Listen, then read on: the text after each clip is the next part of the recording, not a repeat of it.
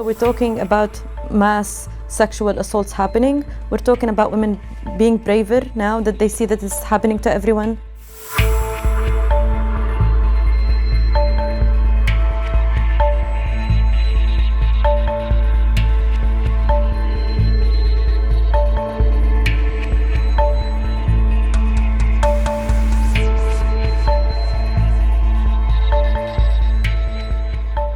Even before October 7th, there was a case of a Palestinian family in Hebron. Women of that family were imposed to strip their clothes in front of their children under the threat of policing dogs, and they were imposed to walk in the hallways of their house fully naked. And at the military checkpoints, of course, where women have to commute to their work or to their schools or to their universities every day, they are subject to sexual harassment and body search.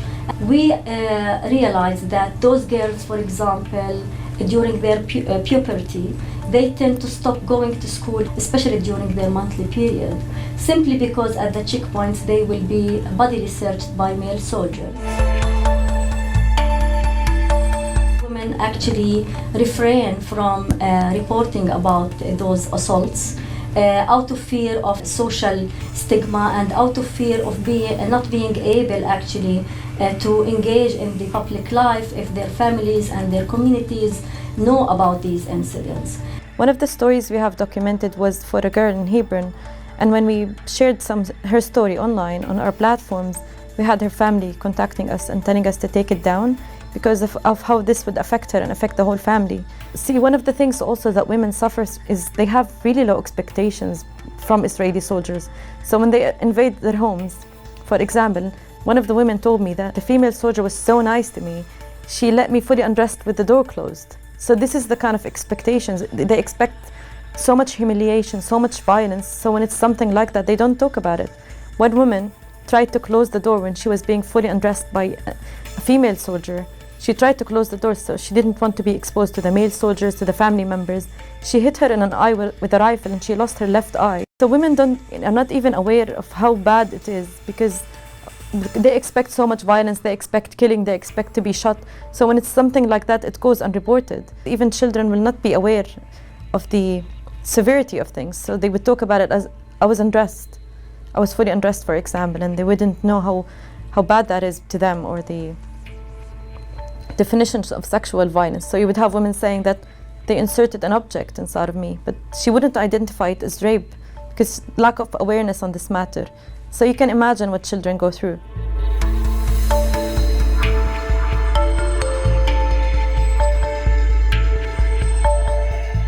All of the 20 women detainees we have interviewed said that they were fully strip searched multiple times a day in front of each other, beaten on their genitals. We have 2 women who have came forward and said that they were raped using objects by female soldiers, one of them in Gaza and one of them in Hebron as well. Rape has always been used in Israeli prisons, but the amount of women that were taken this time makes it really hard for all of them to stay silent.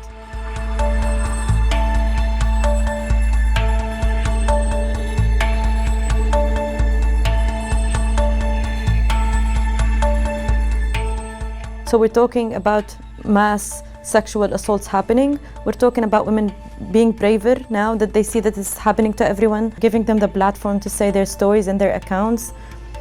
Makes them feel empowered in a way, makes them feel like their stories are not going unchecked. People will hear this. Something will be done, hopefully, about this.